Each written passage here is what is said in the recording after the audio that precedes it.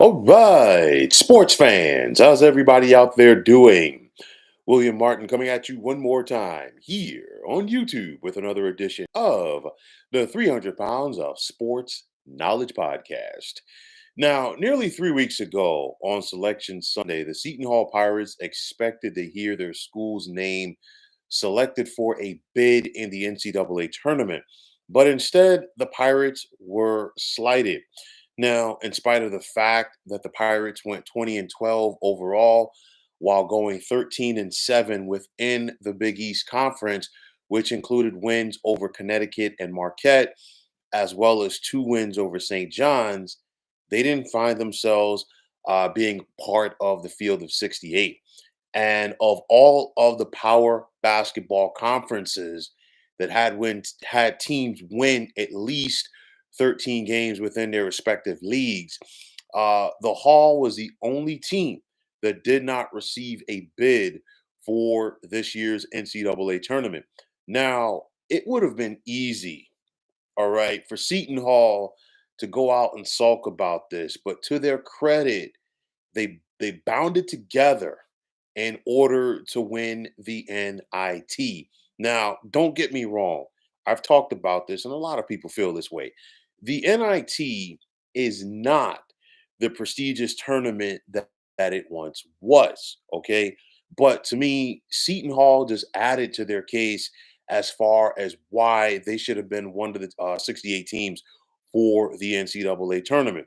Now, the bottom line is Shaheen Holloway can coach. All right. We saw what he did at St. Peter's a couple of years ago when they made that historic run to the Elite Eight before he came back to his alma mater to coach. And in just his second year, he had the Pirates on the cusp of getting to the NCAA tournament. Honestly, they should have been there. And now they just turned around and won the NIT.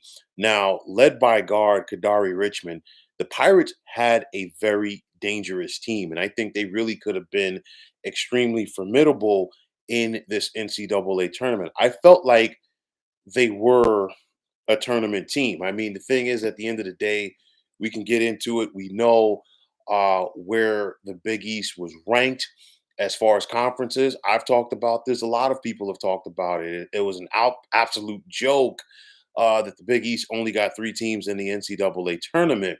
But nonetheless, the Big East really should have gotten four, maybe five teams. And of course, Seton Hall was definitely in that mix. But to finish fourth in that league, okay, and win 13 games within that league, I think is something that is very telling. And at the end of the day, the committee just messed it up. Now, it wasn't just about Seton Hall because we saw Indiana State get to the finals of the NIT as well, and they were more than deserving of getting a bid. Both of those teams left it all on the line last night. And then, of course, Seton Hall rallied late to go out there and claim the championship. But, at the end of the day, each coach has to handle his respective program in the manner that he feels best. And I know that some coaches decided to opt out of the NIT. And at the end of the day, they've got to do what's best for their program. I mean, listen, let's be real about this. The transfer portal has changed a lot of things for players and coaches.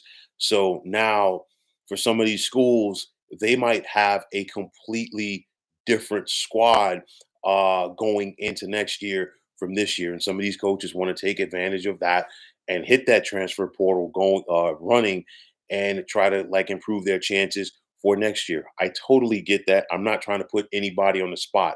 Like I said, you have to do what's best for your program. But credit to Seton Hall.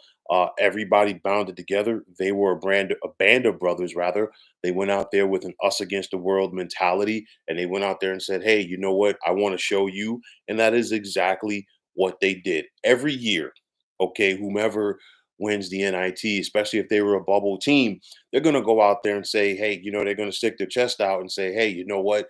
We should have been in the NCAA tournament." Seton Hall had a legit gripe before the NIT, and I think winning the NIT only enhanced this. But at the end of the day, I think this is another stepping stone, in my opinion, for Shaheen Holloway and his program.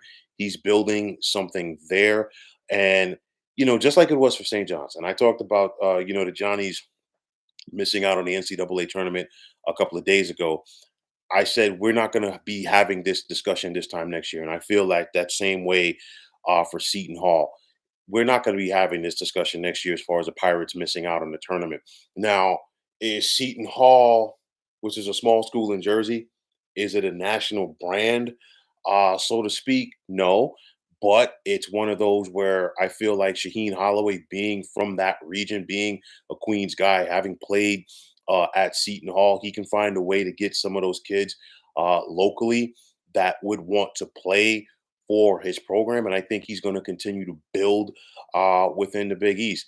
Like I've said before about the Big East, it's a league that is really defined by their coaches. A lot of quality coaches in that league, a lot of quality coaching going on. You got Dan Hurley at Connecticut, Greg McDermott at Creighton, Rick Pitino at St. John, Shaka Smart at Marquette, Shaheen Holloway at Seton Hall, Kim English now at Providence. Ed Cooley's going to get things turned around at Georgetown, I do believe. Thad Matta at Butler, Sean Miller at Xavier. Okay, so you've got a very trying to like figure out the word, but at the end of the day, you've got a quality room of coaches, and Shaheen Holloway fits into that mix. He's establishing his program at Seton Hall, and I think he's going to use this as a stepping stone going into next season. So I think, like I said, I don't think we're having this type of discussion about the Pirates next year. I think the tenor for them is going to change. And then, also we've heard about the possible expansion of the NCAA tournament. Clearly, it's not going to happen next year, but it would not, like they're talking about 80. Okay. I think if anything, maybe push it to 72 where you have um, two, playing games for each region. Okay. Which, whatever like lower seeds you want to do it, 16 seeds, 11 seeds, 12 seeds, whatever. I think that's coming. And obviously, clearly, if that was the case this year, Seton Hall would have been in that mix. But you know what? That's a little consolation to them now. But again, like I said before, to their credit, they were all in on. They were focused on taking care of their business, and that's what they did in the NIT. So the NIT is still around.